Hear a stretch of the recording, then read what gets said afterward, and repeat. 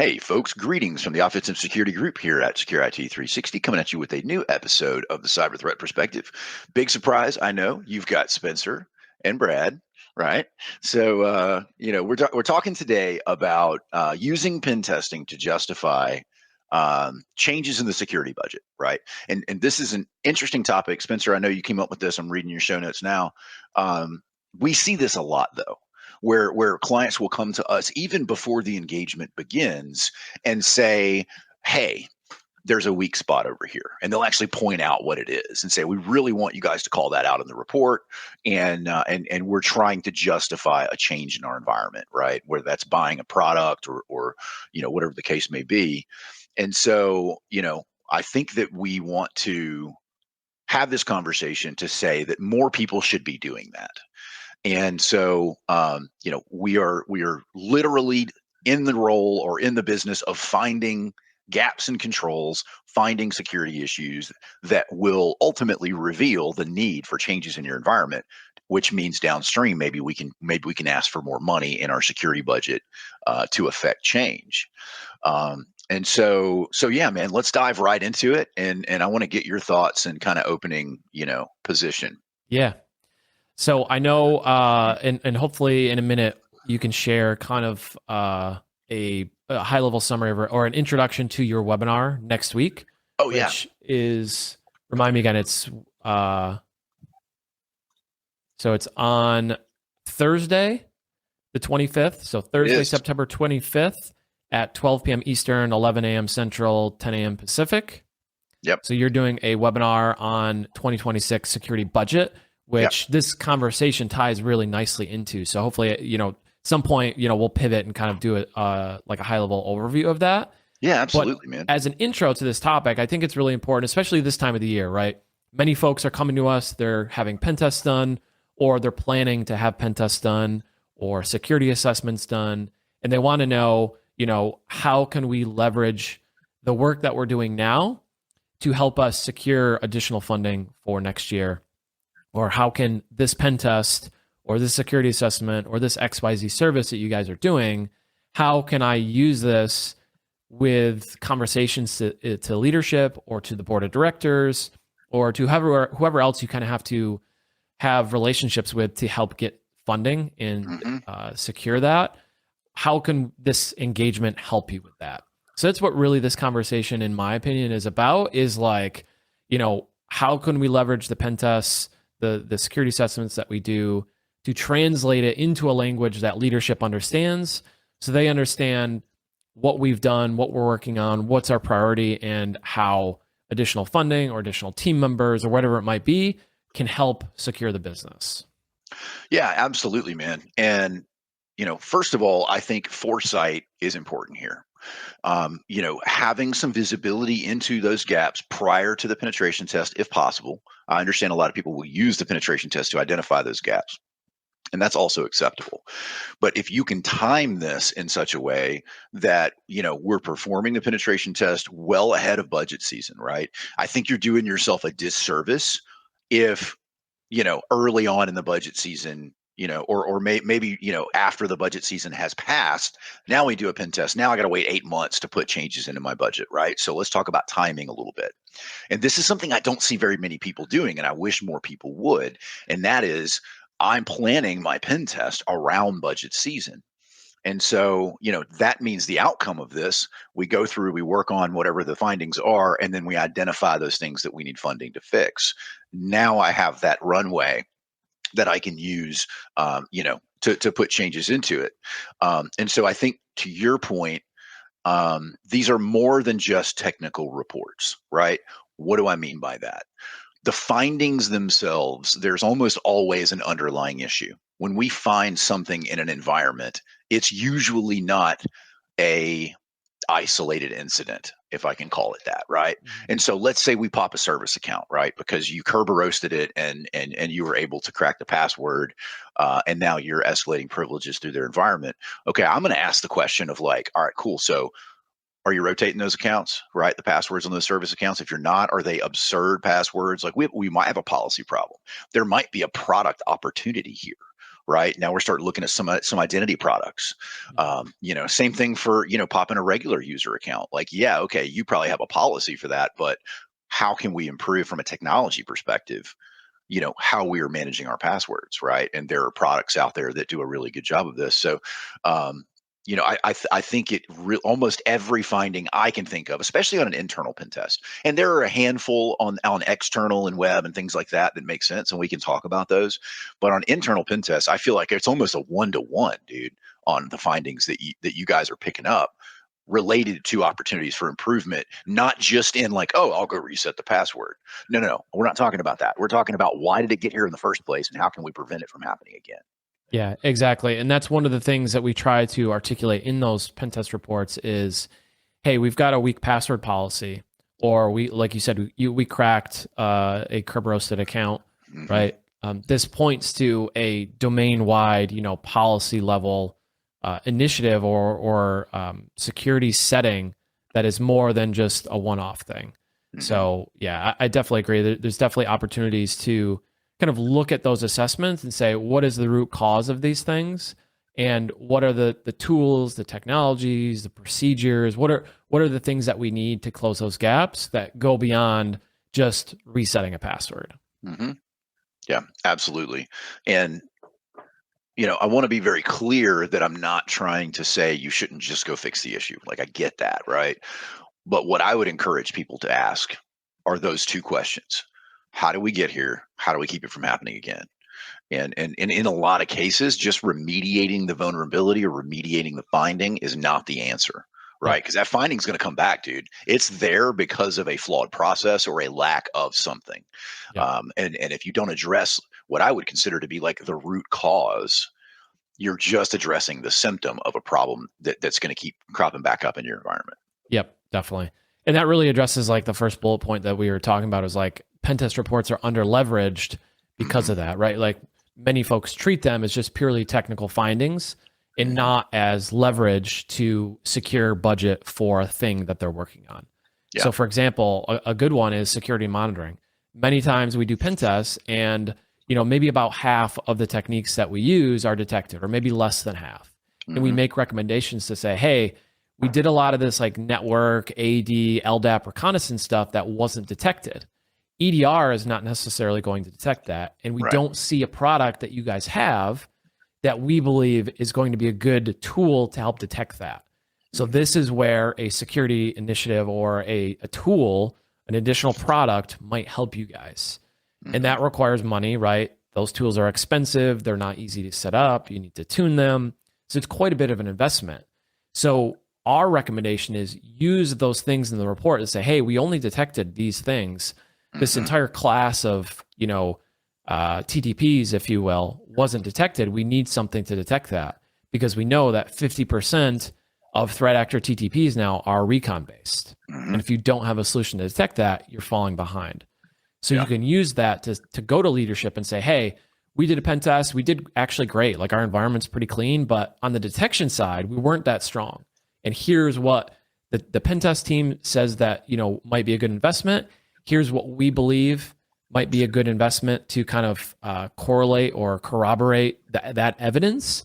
Yeah. Here's what we propose, right? And then that goes in the next point of like translating the technical findings to risk level discussions and budget level discussions, resource level discussions with leadership to say like, they're not going to understand curb roasting or password spraying. They want to know like something went bump in the network. We only saw half of the things that went bump. We need something else to see the rest of the things that went bump. You know what I mean? No, absolutely, man. And I think one of the things that I would advise for folks, and maybe this is actually a cool idea for something that we could, incorporate into reporting, would be tying this to threat actor TTPs. Right. There are tons of resources, lots of information out on the internet with regards to what threat actors are doing today, what is working for them. If there's overlap between the findings in your internal pen test and the findings, that these other, DFIR, these other, really popular reports are showing, you have a problem. You have a significant problem because now we've identified things in your environment that are actively being leveraged by the bad guys. And by the way, you know, you can make a material case that Kmart or whoever it was. I don't think Kmart is even a thing anymore, but like, this threat actor did this thing to them because of this specific thing, and we have the same problem they do. We have to solve this, you know. Yep. All right, so real quick, Spencer mentioned it earlier. And have we talked about the second bullet point yet before I jump into the Yeah, CTA? the main thing I wanted to point out was when we're talking about translating findings into risk language, you can look at the findings, right, and kind of identify which ones can be tied to downtime, which Right. ones could be tied to data loss, compliance fines, brand damage, even, and then Yeah. also like technical debt, right? So if you have a lot of older technology stack, there may be findings in your pen test reports and your security assessments that call that out. Mhm. Likewise with brand damage, like one of the common arguments we have or disagreements we have is that findings to an externally facing website don't matter, right? Like it's just Mhm. WordPress, we don't host it on prem, like it's fine. Like, but the thing is, like, brand and reputation is everything nowadays for organizations. Like if you tarnish a company's brand and reputation, you might as well have just stolen all their data or whatever else. Like it can still have very impactful ramifications. Oh man, I want to do a whole podcast on that, dude. We touched on it with Sam when we did the cross-site scripting one, but it bugs me so much when I'm having this conversation with folks, and they're like, "Oh, it's just a brochure site. It's just informational." I'll be like, "Bro, you know what I can do with that?" Yep. But anyway, I don't want to side mission too far, but yeah, that's a really hot topic for me personally because I on a literal weekly basis I'm trying to convince people of what you just said. But the point being is this, right? Um, the impact of these things are not zero. There is Yep. a significant impact, and there are case after case after case where we can prove that. Um, but again, opportunities for improvement. In fact, in oh, man, it was about 2 or 3 weeks ago. We did an external pen test. Their WordPress site was absolute hot garbage, man. It was so bad, in fact, that they called us afterwards and they were like, "Hey, have you guys pen tested anybody that had a good WordPress site?" And we're like, "Yeah, absolutely, we have. We do it all the time." And so we ended up linking them up with a vendor that we had pen tested previously, and we were like, "These guys actually do a good job." Yep. And now they're changing vendors, and there is a not small cost associated with that. Yep. This is a perfect example of a guy leveraging our external pen test report to affect material change that will downstream have a material increase in their security posture overall. Yep. And so that guy's doing it right. He's doing the right stuff, and that's actually a perfect one-to-one for what we're talking about here. Yeah. um, Yeah. so So yeah, no, that's such a good point. So webinar. Let's let's do talk like about the a quick webinar. high level summary of your budget. 2026 budget webinar. Again, it's Thursday, next Thursday, which is the 25th at 12 Mhm. p.m. Eastern, 11 a.m. Central, 10 a.m. Pacific. Yep. We'll put a link in the show notes, or down below. You guys can check it out if you want to. But basically, what I'm going to be talking about is my position on what you should be budgeting for in 2026. Right? We're trying to time this in such a way that people are putting their annual budgets together right now. And I know everybody's on a different cycle, so you might have just finished your budget, and if you did, it's cool. But what things should you be focused on in 2026? And that's really what we're going to step through. We're going to talk about things like endpoint. We're going to talk about things like identity and different technologies that are important. And so, the goal there is just to kind of go through these things and help you identify any gaps in what we think is a mandatory security stack and where there are opportunities for improvement, and then build some budgeting around that. And so, encourage you guys to come check it out. It'll be a fun time. So, yeah. Awesome. All right. Cool. So, framing pen tests for executives, bro. I want to pull my hair out sometimes when we're having this conversation, right? And I want to explain what I mean by that. Like you said earlier, you said it perfectly. Executives don't know what Kerber roasting is. I don't even think I want an executive to know what Kerber roasting is, Right. right? Like that's okay with me, right? But the problem with that is They are the ones that hold the purse strings. So we, as security practitioners, you guys, you listeners out there who are security managers or who are in a position of influence, you've got to translate this super technical, very nuanced detail, to a guy who doesn't have a clue what any of the words in the sentence mean. And yes, it's a challenge. It's also a key aspect of how you are going to be able to affect, budgetary change in your security program. Yep.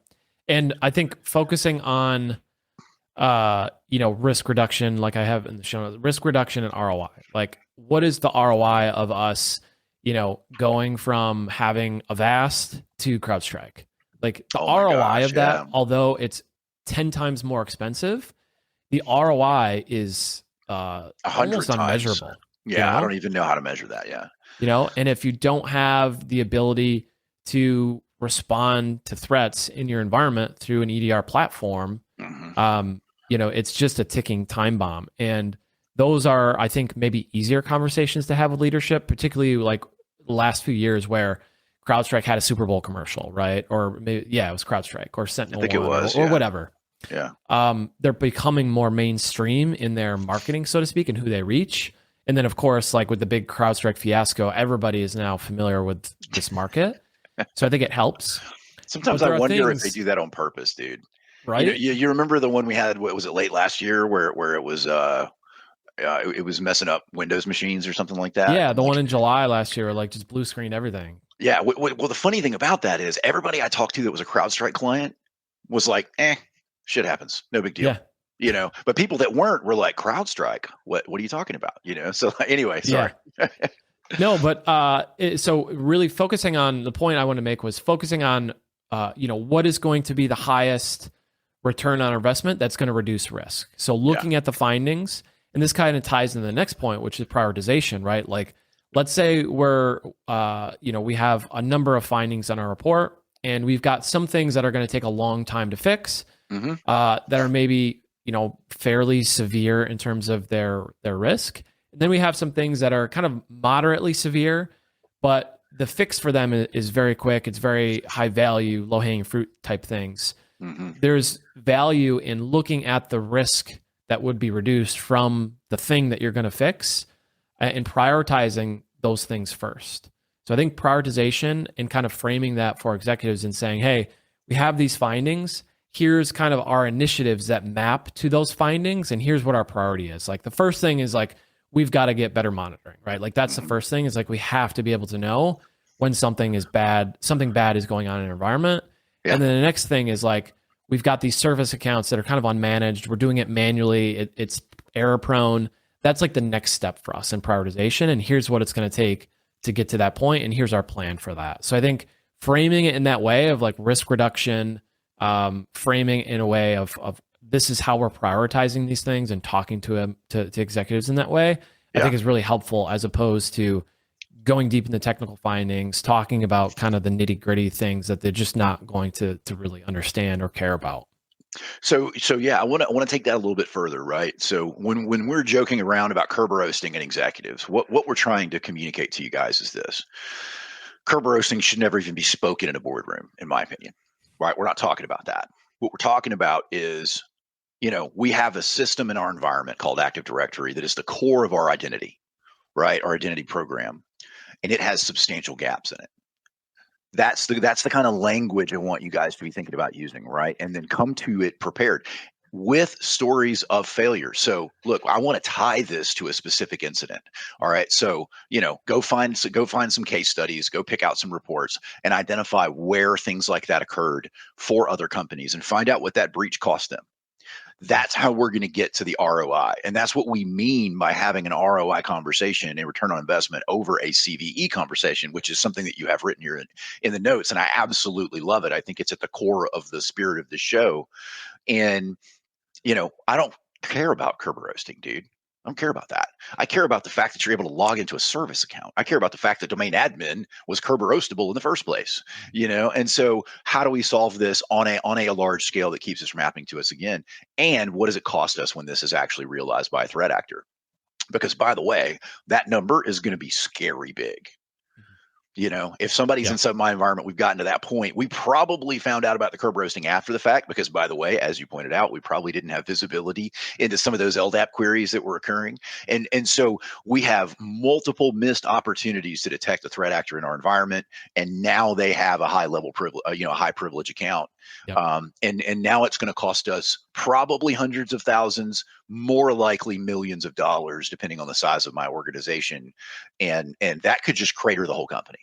We may not ever come back from that. When you start using language like that with executives, their ears are going to perk up. Like, are Mhm. you telling me that we're sitting here exposed and somebody could just shut us down and we all got to go to the house and find something else to do? That's Yep. exactly what I'm telling you, bro. So those are the kinds of conversations that I want you guys to be thinking about. So we just took a single pen test finding, right, and turned that into something that, and I'm not exaggerating. I'm not encouraging you guys to blow this out of proportion. I'm encouraging you guys to be real and use reality to convey how serious these things are. Yep. Yeah, and Scattered Spider ransomed Caesar's Palace for $12 million, right? Like for Caesar's Palace, $12 million is like an afternoon or like an hour or something. But Yeah. like extrapolate that to your organization, right? Like Right. what would Yeah. be, what would happen if 30% of your income this year was just gone? Yeah. You gave it to Just cyber criminals, man. evaporates, right? Yeah. So those are the kind of conversations and like the gravity of the situation that I think is important.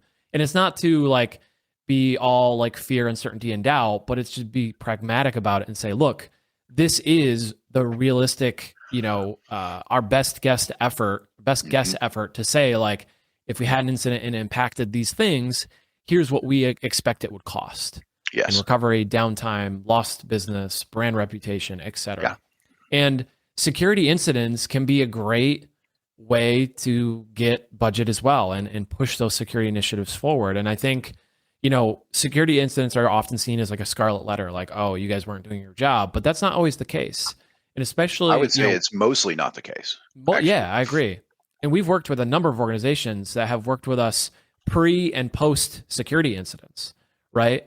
And the teams that we see kind of getting more budget, implementing more tools are the ones that are being proactive before the bad thing happens and taking it seriously, kind of owning those mistakes and then owning, what they're going to do and what they're going to prioritize going forward. They Hmm. fix those things, they implement new tools, we come back and it's incredible to see the transformation that they've been able to achieve after like this really bad incident. You know, you would think like, oh, they're going to leave, they're going to find another job, they're going to get fired, but actually, folks who go through an incident a lot of times come out a lot stronger because of that. If they're able to kind of get through it, work together, and kind of work with leadership to secure additional tools, funding, resources, etc. No, I completely agree with that. And I've been fortunate in that, like, working for organizations with leadership that did not view a breach or something along those lines as, oh, you're all fired. We got to get a whole new security team.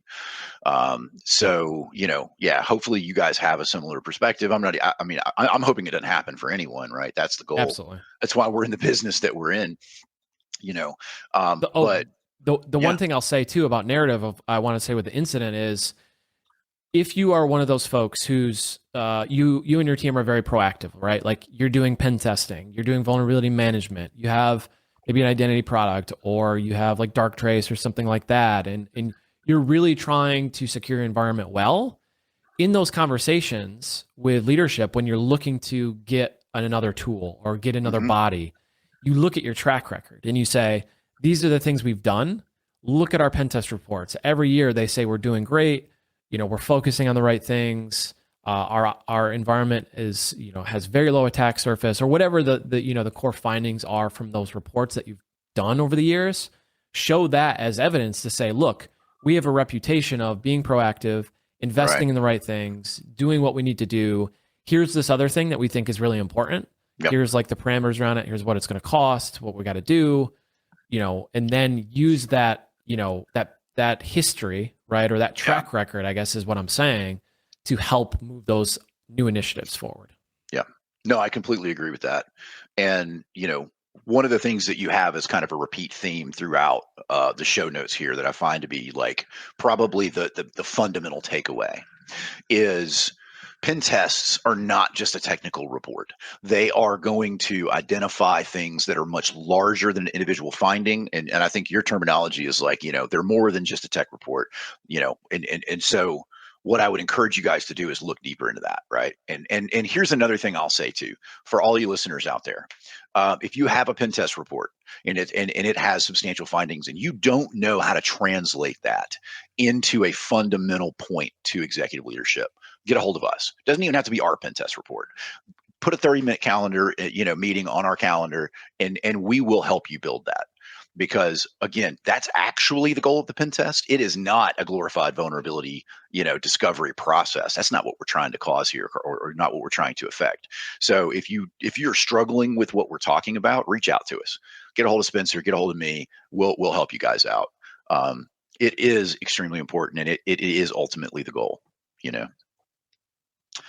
All right. So one thing that you have mentioned as well is staffing and process mentioned here as far as that. So far we've kind of been mentioning like, oh, you're missing, monitoring, or, you need a WAF for your web app, or whatever kind of craziness it is. Think about it outside of the box, right? We're thinking about further than that. There's one thing that keeps coming up to us when we find misconfigurations in Entra and in M365 environments, and that is, we have moved to the cloud or are moving to the cloud, and we have no flipping idea if we're doing it right. Raise your hand, right, if that's the way you feel. And I'm sure a lot of people are out there like driving down the road raising their hand, right? So, that doesn't even necessarily have to be, more technical stuff. Like, go find a consultant, right? We have an ISO team who specializes in like CIS benchmarks for security configurations of M365. There are lots of ways that you can affect those changes without buying tools, without modifying internal processes. Go find an expert in the thing that you're worried about, or in the thing that you've identified gaps in, and let them help you, get squared away. Yep. So, because I dare say most organizations are understaffed, particularly for security, right? And while I agree that IT admins, sysadmins should have some security chops, we have to move to a situation where they're not the sole security practitioner at an organization. completely Right? agree. Like the director of IT shouldn't also have to, manage the EDR and, respond to, the alerts that they get from their MDR provider, or, run the vulnerability management process. Most organizations, I would say, are understaffed. And this is a very big thing in the industry. I feel like that folks expect IT people to do everything.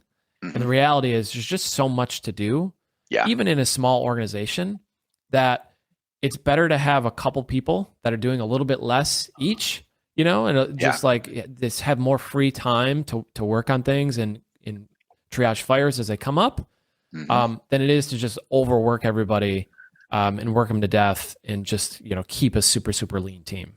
No, I agree with that. And there are a lot of solutions to that are not an FTE. An FTE, right? There are fractional CISOs. There are, where you can actually do like a partial staff add. I think we actually do that for a couple of our clients, where we basically have like a person that's like partially dedicated to that individual organization. So lots of solutions out there, and so I just think people, overarching theme of the show today. I just think a lot of folks are taking these reports and they're like, this is a to-do list. And then when I check off all the things on my to-do list, I'm done. I've done my pen test. I've moved on. And that's not the answer, guys. It's not. Go deeper, identify opportunities to do better, and to implement meaningful change in your organization. And we're giving you the tool to do it. You're already doing pen testing. You're already buying this product. You need to get as much value as you can out of this thing, to improve your organization. And ultimately, leadership is going to be appreciative of that, right? And even when you are asking for budget changes. So yeah, man. This is something near and dear to my heart. Like, absolutely, I want everyone that works with us and gets a pen test from us, regardless of how it looks, to get as much value as they can out of it, right? And we talk about this all the time. Use the tools that you have at your disposal to be successful. This is one of those tools, and I want you guys to use this, to the maximum amount that you possibly can. And go to register for Brad's webinar, Oh September yeah. 25th, Thursday, September 25th, 12 p.m. Eastern, 11 a.m. Central, 10 a.m. Pacific. It's on 2026 security budget, kind of like going into more depth of what we talked about here. So make sure you register for that if you're hearing this before that time. Yep. Love it. All right, folks, that's all we have for you today. Thank you for listening and watching. If you enjoyed this, please share it with your network. That's the best way to help us out. We're just trying to spread the word about the show. We really appreciate you guys. Check us out over at offsec.blog and securit360.com, and we'll see you guys next week.